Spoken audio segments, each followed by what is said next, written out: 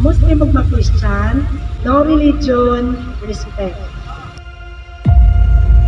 I learned from this team building of Panagiusa is maki-communicate sa mga kasama mo.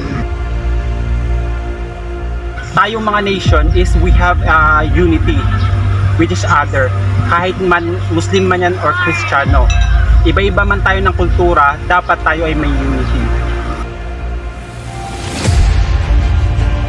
It is a great opportunity to being part of this Panagiusa. It built our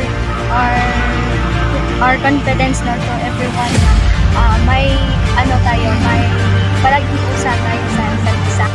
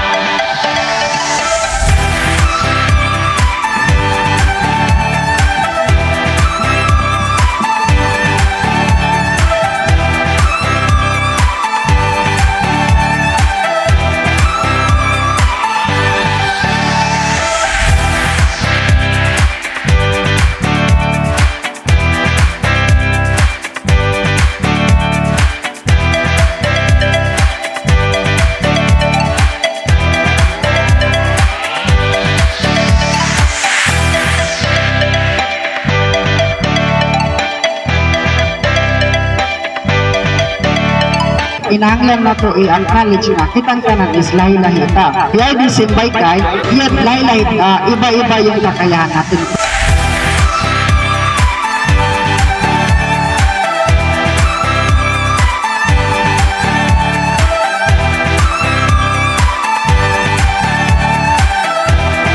One of the most important is the foundation with each other.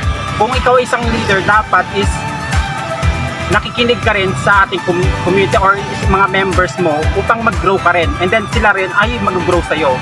May matutunan ka sa kanila at may matutunan ka sa akin.